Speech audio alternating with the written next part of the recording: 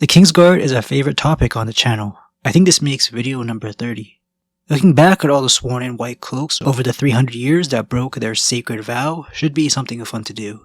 I say 300 years because that's when Aegon the Conqueror finally listened to his older sister and formed this order of the best knights in the realm that would defend his royal family line and even lead wars for them when the time came.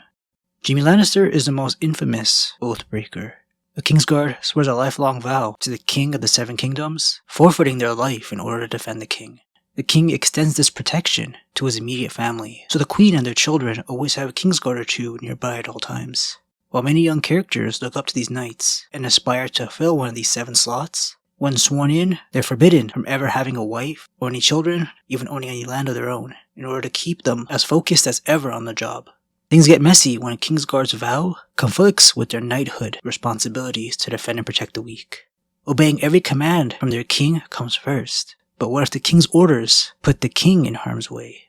All 3 current timeline kings, from the Mad King Aerys Targaryen to Robert Baratheon to Joffrey, gave their Kingsguard near impossible decisions to make. First, let me take a second to thank the sponsor of this video, NordVPN. I'm sure most of you have heard all about Nord by now, but for the ones in the back that haven't, NordVPN is a service that allows you to change the location of your IP address, which means companies and people can't access all your data.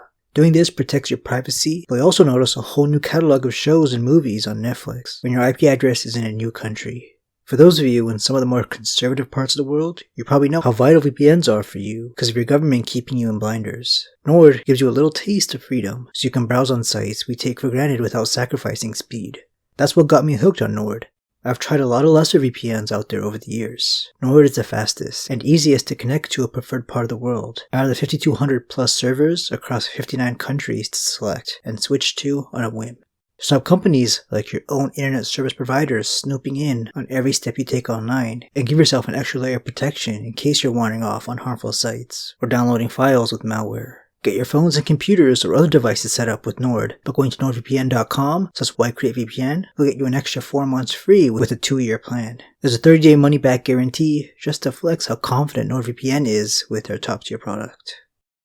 Jaime Lannister, who served all 3 kings and also watched all 3 die, started off as the youngest knight to ever be sworn into the Kingsguard, but the Mad King only appointed Jaime out of spite to his hand, Tywin Lannister.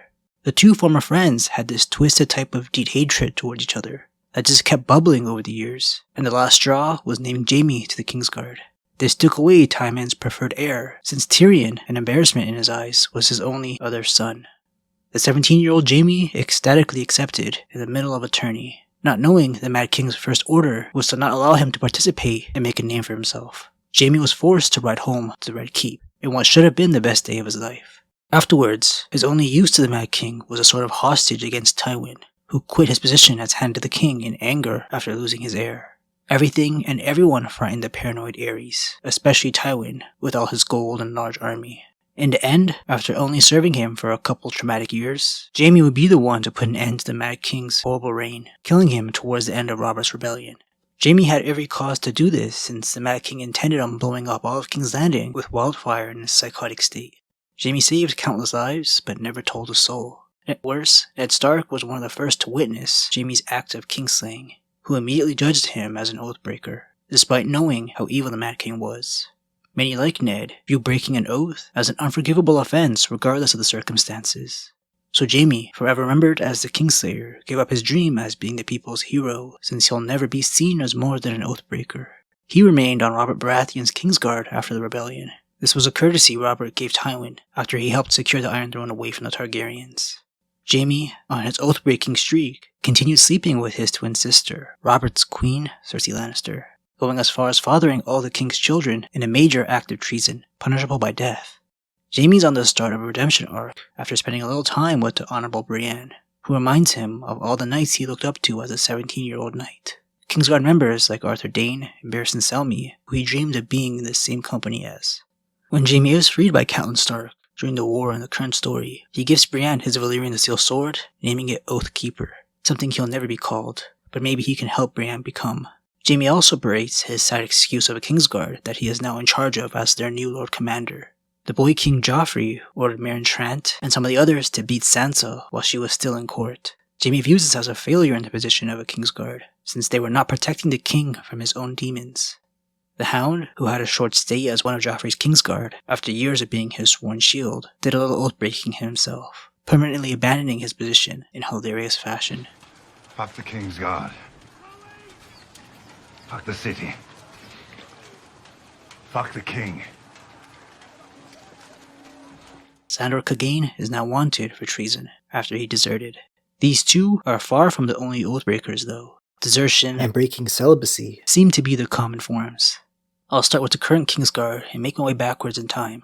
Some characters omitted from Game of Thrones. Boris Blount, newly appointed Sir Osmond Kettleblack, decided to take orders from Cersei to kill some innocent jailers before a fair trial after Tyrion's escape.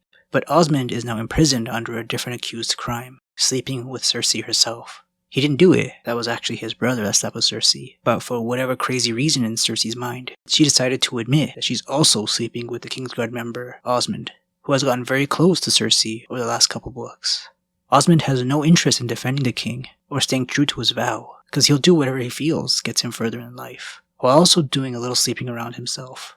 Sir Aerys Oakheart, in addition to the Kingsguard during Robert Baratheon's time as king, was sent with Cersei and Jaime's daughter Myrcella to Dorne to be her sworn shield. He's failed pretty hard at that job, deciding it was more important to fall in love with the Prince of Dorne's daughter, the seducer Irion Martell. The princess has him completely wrapped around her finger, and convinces him to commit treason against King Tommen by placing Myrcella on the Iron Throne. This plan falls apart before ever making it out of Dorne, and Aerys Oakheart is cut down by a much better and more level-headed fighter under the Martells. Oh, and Myrcella also loses an ear in the process. It's through the storyline in Dorne that we learn of some others who strayed away from the Kingsguard vow to fall in love. In his POV chapter, Princess Arianne Martell says, "Do you think you are the only Kingsguard who ever loved a woman? There have always been men who found it easier to speak vows than keep them," he admitted. He admitted Sir Boris Blount was no stranger to the Street of Silk, and Sir Preston Greenfield used to call at a certain draper's house whenever the draper was away, but Aerys would not shame his sworn brothers by speaking of their failings. "I will not be remembered as Sir Aerys the Unworthy," he declared. "I will not soil my cloak." "Yes," she said, "that fine white cloak. You forget my great uncle wore the same cloak. He died when I was little, yet I still remember him. He was as tall as a tower, and used to tickle me until I could not breathe for laughing." "I never had the honor to know Prince Luwin," Sir Aerys said, "but I'll agree that he was a great knight. A great knight with a paramour. She's an old woman now, but she was a rare beauty in her youth, men say."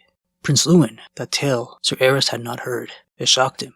Terence Toyn's treason and the deceit of Sir Lusamore the Lusty were recorded in the White Book, but there was no hint of a woman on Prince Luwin's page. So Prince Doran, and Oberyn's uncle who served on the Mad King's Kingsguard with Jaime and Barristan, had a paramour that everyone kept quiet. There's not much else we know about him, aside from the fact that he died fighting against Robert's rebellion. Aerys and Arianne give us one last lore puzzle piece in the same romance-filled chapter, this time discussing a major event that took place 120 years with a particularly careless Kingsguard. Sir Terence Toyn was found in bed with the king's mistress. 'Twas love, he swore, but it cost his life and hers, and brought about the downfall of his house and the death of the noblest knight who ever lived. Calling Terence Toyn's the noblest knight that ever lived is not what that line was referring to. It's someone else completely. Terence has 0 feats in the story. All he did was sleep with King Aegon Targaryen IV's mistress. This fat guy, being the worst king in the lore, took the punishment for breaking his vow to a dark place. The king barely knew his own mistress. He had many over his lifetime, including this one's older sister. Lady Bethany Bracken was raised with the goal of seducing King Aegon, nicknamed the Unworthy. She succeeded, but he was fat and gross. So Bethany preferred the company of Sir Terence. When their relationship was discovered, Terence had his limbs dismembered piece by piece, while Bethany was forced to watch. Then she was executed. Her lord father, who put her up to the whole seduction act, was executed too. Big scandal. Aerys Oakheart's excuse for all this oath-breaking: love can make a fool out of any man. King Aegon the Unworthy's mother was a controversial figure at court, while married to her Targaryen husband, mainly because she was a foreigner, and that comes with some mistrust and racism in this world. Her name was Lara Rhaegar, and was matched with a Targaryen prince named Viserys, while he was at their home in Essos. Not this Viserys or this Viserys, a different prince. The Rhaegar family owned a bank in their Paradise Island lease, but the business handling soon turned to some fraud, leading to some arrests. Some called for Lara to answer for crimes she had no part in. She was in King Xani's court after all. Prince Viserys and his older brother, who was the young king of the Seven Kingdoms 160 years back, didn't allow the arrest of Lara, who was now a part of the Targaryen family.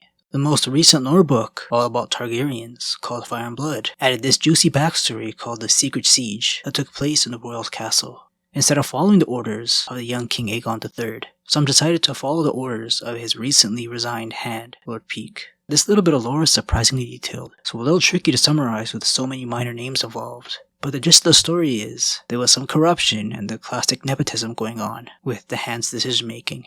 Lord Peake ignored the king's decision when he served his hand on who to appoint to his kingsguard, and instead named his nephew Sir Amory Peake and even his bastard half-brother Sir Mervyn Flowers, two committers of serious oath-breaking.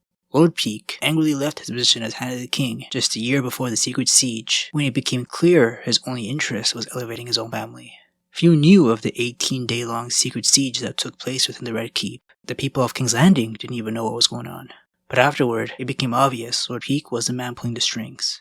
King Aegon III, Prince Viserys, and his wife Laura barricaded themselves in a tower to prevent her arrest. When Kingsguard member Amory Peake defied the king's orders and attempted to take Laura, Laura's guards made quick work of this oathbreaker, since he wasn't very skilled being in this position because of his lord uncle. Lord Peake's brother, Mervyn Flowers, lost his senses when the arrest of Laura was called off, and killed his own Lord Commander of the Kingsguard while attempting to escape King's Landing after things didn't go House Peake's way. Mervyn killed some bystanders in the way of his escape, so a crowd gathered and beat him to death for his actions. These two are up there with the scummiest amongst this list, but hard to top Jaime's kingslaying and treason on Bobby B. When there are some rumors of Mervyn harassing and sleeping with serving women of the castle. Classic corruption. House of the Dragon clearly demonstrates Sir Criston Cole's tainting of the White Cloak better than the lore books ever could, to the point where he contemplates ending his own life after he spirals out of control, from sleeping with the heir to the Iron Throne, breaking his vow of celibacy, planning to desert, to murdering Sir Joffrey Lonmouth in a fit of rage, then finally partaking in usurping the Iron Throne, away from the heir Rhaenyra. He's way beyond oath-breaking territory, approaching a full-blown villain arc. When I talked about House Strong a few videos back, I brought up a colorful character named Lusamore. He was appointed to the old King Jaehaerys' Kingsguard 250 years back, after he won a tourney melee showing off his skill. Lusamore was a favorite amongst the highborns and even small folk. However, during his time as a Kingsguard member, he was living a double life. He vowed to never take a wife or father any children when being sworn in by the old king, but decided to go out and find himself 3 wives who he had 16 children with. None of the women knew about the other wives. When his Lord Commander found out, he asked the old king to order the death of Sir Lusamore for breaking his vows so excessively. When dragged before the Iron Throne, Sir Lusamore fell to his knees, confessing his guilt and begged the king for mercy. The king said, "I wanted no oathbreakers around me then or now. Sir Lusamore, you swore a sacred vow before the gods and men to defend me and mine with your own life, to obey me, fight for me, die for me if need be. You also swore to take no wife, father no children, and remain chaste. If you could shrug aside the second vow so easily, why should I believe you would honor the first?" Then Queen Alysanne spoke up saying, "You made a mockery of your oath as a knight of the Kingsguard, but those were not the only vows you broke. You dishonored your marriage vows as well, not once but thrice. None of these women are lawfully wed, so these children I see behind you are bastards, one and all. They are the true innocents in this, sir." Lusamore Strong was gelded and sent to the wall. Not the first oathbreaker Jaehaerys had to deal with during his long reign. At the very start of it, a young Jaehaerys just won back the Iron Throne away from his usurping uncle, King Maegor the Cruel. 2 of Maegor Targaryen's Kingsguard ditched his cause to join the rightful heir, Sir Oliver Bracken and Sir Raymond Mallory, so kind of like reverse oath-breaking. House Bracken doesn't have the best reputation if you couldn't tell. They're written as scheming, dirty players. These 2 Kingsguard thought they'd be welcomed with open arms when joining Jaehaerys' side, but were offered the option of joining the Night's Watch or losing their head. Both went to the wall. It only took 50 years after this order's founding for some oath-breaking to go down. Maegor was one of Aegon the Conqueror's sons. The reputation of once an oathbreaker, always an oathbreaker stays true with Oliver and Raymond. As brothers of the Night's Watch, they tried taking over 2 of the castles there at the wall, calling themselves lords. The Stark had to deal with this mess and caused little tension with Jaehaerys for how many ambitious assholes he was sending north. And still, Jaime is seen as the worst oathbreaker.